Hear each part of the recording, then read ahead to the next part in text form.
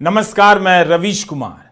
क्या आप भी अपने फोटो का जिबली कर रहे हैं? हुबली, हुगली, चुगली, गुगली, डफली और मोगली की दुनिया में यह जिबली कौन है जिसके आगे सब नाच रहे हैं? जो देश इतनी सी बात नहीं समझ पाता है कि कोई भी बारात लेकर सड़क पर निकल जाता है, घंटों जाम कर देता है, वह देश सड़क पर नमाज पढ़ने का विरोध कर रहा है। उस देश के लोग चैट जीपीटी से अपना थोबड़ा बदलकर क्या वाकई हसीन लगने लगे हैं?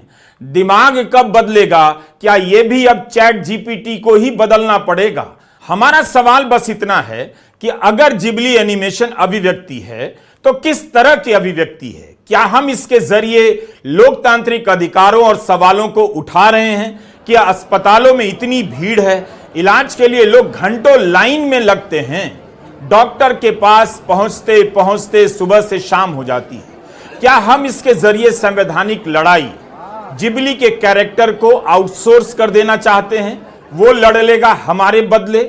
मौज मस्ती तक ठीक है, लेकिन ऐसी होड़ हमेशा हमें असली मुद्दों से दूर क्यों ले जा रही है? लड़ाई तो सड़क पर ही लड़ी जाएगी, इसीलिए सड़क को लेकर रोज हमला हो रहा है। और यह हमला केवल नमाज पढ़ने को लेकर नहीं है। अगर जिबली से हमारा मनोरंजन भी हो रहा है, तब भी एक सवाल उठता है कि क्या वाकई यह मनोरंजन का विकल्प है कि अब हम अपना ही एनिमेशन बनाकर दांत चियारते रहे? दुनिया भर में जिबली एनिमेशन की आंधी चल रही है। चैट जीपीटी में अपना फोटो डालकर उसे एनिमेशन के किरदार का रूप दिया जा रहा है। भारत में भी इसे लेकर काफी लोग उत्साहित हैं। ऐसा करने वालों को काफी अच्छा भी लग रहा है। स्वाभाविक भी है कि वे भी एनिमेशन के किसी किरदार से मिलते जुलते लग रहे हैं। जैसे मैंने भी चैट जीपीटी को अपना एक फोटो देकर कमांड दिया कि एक फोटो में उदास दिखाओ, भटका हुआ दिखाओ। जब कमांड बदलकर कहा हंसता हुआ बना दो तो उसने हंसता हुआ बना दिया। फिर कहा कि दौड़ता हुआ दिखा दो तो दौड़ता हुआ दिखा दिया। मेरी त्वचा से एज का पता ही नहीं चलता, पता नहीं चलता कि बूढ़ा है या बच्चा है। खुद का एनिमेशन बनवाने का यह चस्का पब्लिक के बारे में क्या कहता है? जिस पब्लिक को पहले से फोटोशॉप के जरिए मूर्ख बनाया जा रहा था, उसे जिबली की जरूरत क्यों पड़ने लगी? शक्ल तो वही है उसकी, फिर आईना क्यों बदल रही है? जिस भीड़ के पास खाने के लिए पैसे नहीं, मुफ्त अनाज के लिए लाइन में लगा है, रेलगाड़ियों में खिड़की से कूद कर सवार हो रहा है, उसके बच्चों को नौकरियां नहीं मिल रही। इंजीनियरिंग की डिग्री लेकर नौकरी पाने वाले 10 साल पहले जितनी पहली सैलरी पाते थे, आज भी उतनी पाते हैं। मिडिल क्लास खरीदने खाने की हालत में नहीं है, लेकिन अचानक सब जिबली के रंग में रंग कर बाल रूप से लेकर जवानी के रूप धरने लगे। इस तरह की टेक्नोलॉजी हमें समृद्ध कर रही है या बौद्धिक रूप से कंगाल कर रही है? इस पर विचार किया जाना चाहिए। कभी आपने एआई से पैदा की गई तस्वीरों को गौर से देखा है? कहीं ऐसा तो नहीं कि लोगों को ज़ॉम्बी बनाते रहने की दिशा में यह एक और तरह का कदम हो? तरह तरह के एआई के जरिए इंसानों में भाव शून्य दिखने और होने की आदत डाली जा रही है। हालात बदले ना बदले, फोटो बदलते रहिए। पहले हम फिल्में देखने जाते थे, फिल्म का किरदार हमें वास्तविकता से दूर ले जाता था, मनोरंजन करता था। अब हम रील बनाकर खुद ही उस फिल्म का किरदार बने फिर रहे हैं। फिल्मी कल्पनाओं को हमने अपनी वास्तविकता समझकर ओढ़ ली है। कमाल की आवाजाही है दोनों दुनिया के बीच। एक इटालियन विमान का उपनाम था जिबली। जापान के स्टूडियो जिबली बनाने वाले हायाओ मियाजाकी को हवाई जहाज से प्यार है, तो उन्होंने अपने एनिमेशन के लिए जिबली नाम चुन लिया। वैसे यह अरबी मूल का शब्द है जो लीबिया से होता हुआ इटली पहुंचा और फिर अब जापानी कहा जाने लगा है। जिबली का मतलब होता है गर्म रेगिस्तानी हवा। एक शब्द कहां से कहां घूमता उड़ता हुआ पहुंच जाता है। स्टूडियो जिबली एक जापानी एनिमेशन स्टूडियो है। 1985 में हायाओ मियाजाकी, इसायाओ ताकाहाता और तोशियो सुजुकी ने टोक्यो में स्थापित किया। इस स्टूडियो ने एनिमेशन के जरिए बेहतरीन किरदार गढ़े, भावनाओं को उभारा और समझी जा सकने वाली सुंदर दुनिया की कल्पना पेश की। Spirited Away, Grave of the Fireflies, My Neighbour Totoro, Princess Mononoke, Howl's Moving Castle जैसी शानदार फिल्में बनाई हैं। स्पिरिटेड अवे को 2001 में ऑस्कर भी मिला है। फोटोशॉप की दुनिया कुछ कुछ चैट जीपीटी के जिबली जैसी थी। किसी के फोटो को कहीं से उठाकर किसी और जगह पर बिठाकर नए नए किस्म के झूठ तैयार किए गए और भारत में झूठ की भूख इतनी ज्यादा बढ़ गई कि जल्दी जल्दी लोग फोटोशॉप से अपना पेट और दिमाग भरने लग गए। 2014 में प्रधानमंत्री मोदी के सत्ता शिखर पर पहुंचते ही उनकी पार्टी के आईटी सेल ने फोटोशॉप को अपना हथियार बना लिया। फोटोशॉप को लेकर इतिहास को बदला जाने लगा और कई सारे खतरनाक झूठ रचे गए। 2019 में सिलीगुड़ी में फोटोशॉप की मदद से चलाया जाने लगा कि प्रधानमंत्री मोदी की रैली में 10 लाख लोग आ गए। बाद में सच्चाई सामने आई। ऐसा ही प्रोपेगेंडा त्रिपुरा चुनाव के समय किया गया, लेकिन फैक्ट चेकर ने पकड़ लिया कि प्रधानमंत्री मोदी से ज्यादा यह फोटोशॉप का कमाल है। 2017 में बीजेपी आईटी सेल पश्चिम बंगाल के सचिव तरुण सेनगुप्ता को फोटोशॉप की गई फोटो और वीडियो पोस्ट करने के लिए गिरफ्तार कर लिया गया। इनमें एक मुसलमान पुलिस अफसर को एक हिंदू को पीटते दिखाया गया था।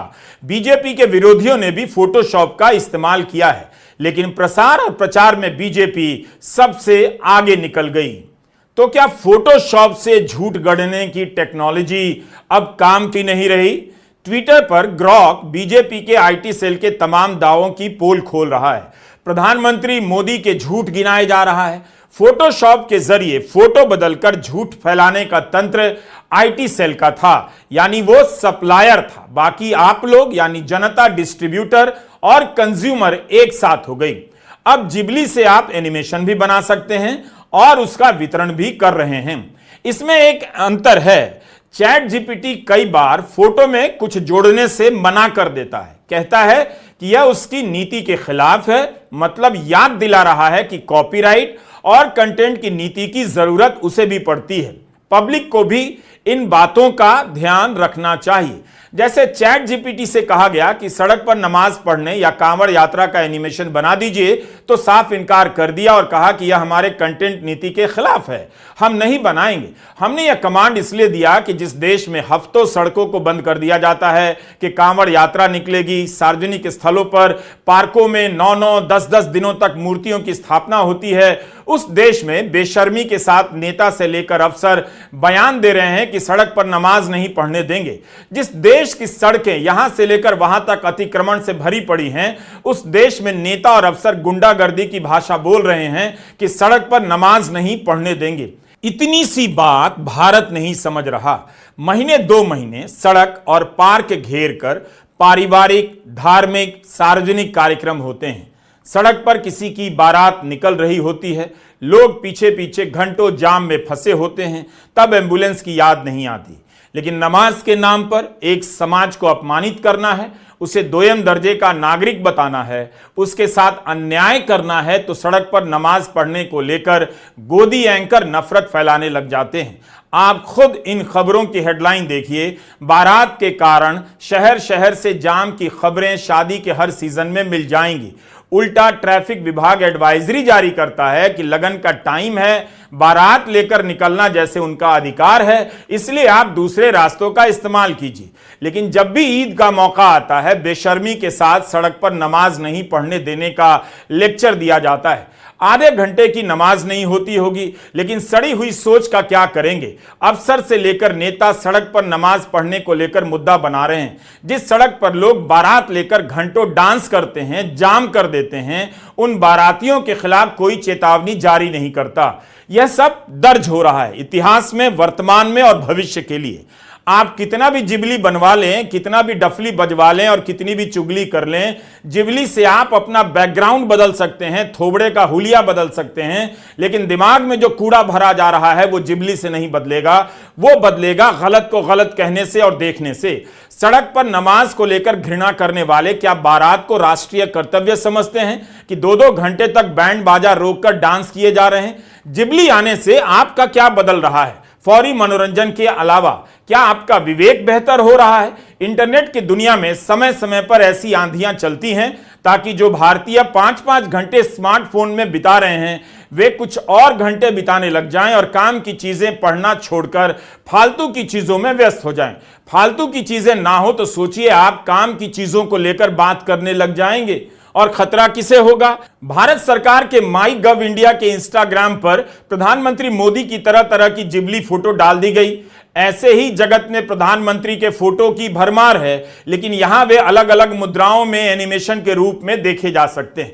लेकिन इस मामले में प्रधानमंत्री मोदी थोड़े अलग हैं। जब साल 2014 में भारत के प्रधानमंत्री पद के लिए मोदी जी की चर्चा होने लगी, तब एक बाल नरेंद्र नाम से नई कार्टून किताब प्रिंट होकर मार्केट में आई थी। उसी टाइम इस किताब में प्रधानमंत्री मोदी को एक छोटे बच्चे की तरह कार्टून बनाकर दिखाया गया था, जिसमें प्रधानमंत्री मोदी को एक छोटे मगरमच्छ के मुंह से खेलने वाली गेंद निकालते हुए दिखाया गया। प्रधानमंत्री मोदी के 10 साल तक सियासत में रहने के बाद भी जिबली नामक स्टूडियो ने मोदी के कार्टून वाले किरदार को बदलकर विकसित नरेंद्र मोदी वाले कार्टून में बदल दिया। लेकिन इसमें ज्यादा कुछ खास बदला तो नहीं है, क्योंकि जब प्रधानमंत्री मोदी ने अपने इलेक्शन कैंपेन में जब कार्टून का इस्तेमाल किया, तो अब उनकी बीजेपी सरकार उनको एनिमेशन में कन्वर्ट करके उनको नया करके जनता के सामने पेश कर रही है। लेकिन इससे देश की जनता के हालात कहाँ बदले हैं, इसके ऊपर पूछने के लिए लोगों के पास हजार सवाल हैं, जैसे कि हमारी इकोनॉमिक कंडीशन अभी तक इतनी खराब क्यों है, और प्रधानमंत्री नरेंद्र मोदी ने अभी तक कोई प्रेस कॉन्फ्रेंस क्यों नहीं की है। लेकिन मोदी साहब जनता के बीच में से गायब भी नहीं होते हैं,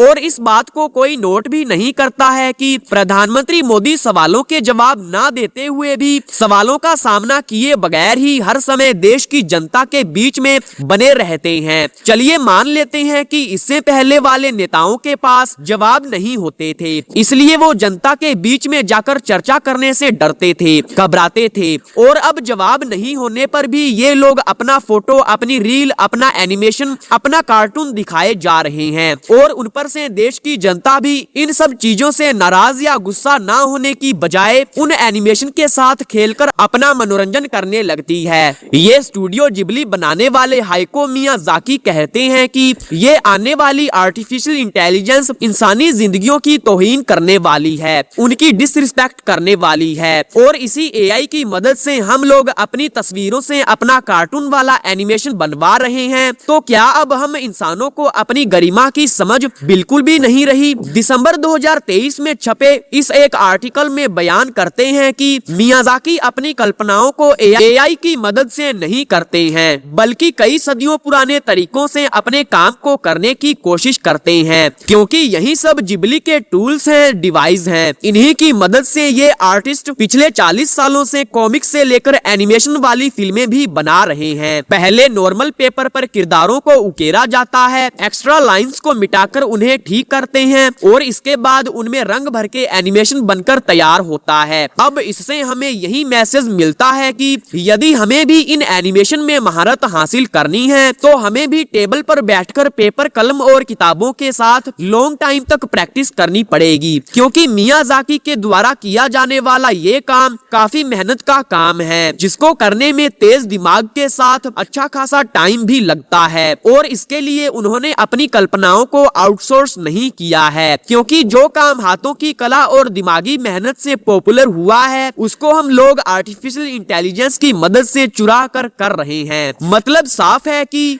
एआई एक तरह की कुंजी है, जिसको घुमाने भर से काम हो जाता है, और हमारे भारत देश में हजारों लाखों स्टूडेंट्स इसी कुंजी को घुमाकर पास आउट हो जाते हैं, जिसकी कीमत उन छात्रों को अपने भविष्य में स्ट्रगल करके चुकानी पड़ती है। और अगर आप कुछ समय के लिए इन्हीं स्टूडेंट्स के ऊपर स्टडी करेंगे जो कि इसी एआई वाली कुंजी को पढ़कर पास हुए हैं, तब आपको पता चल जाएगा कि ये स्टूडेंट्स अपने आने वाले समय में कहां तक सफल हो पाएंगे। और ये तो वही लोग हैं जो व्हाट्सएप यूनिवर्सिटी पर बेसलेस नॉलेज लेकर तरह तरह के मुद्दों पर लोगों के बीच में जाकर नफरत परोसते हैं, क्योंकि मियाजाकी के जैसा बनना कोई आसान काम नहीं है, इसमें दशकों की कड़ी मेहनत लगती है।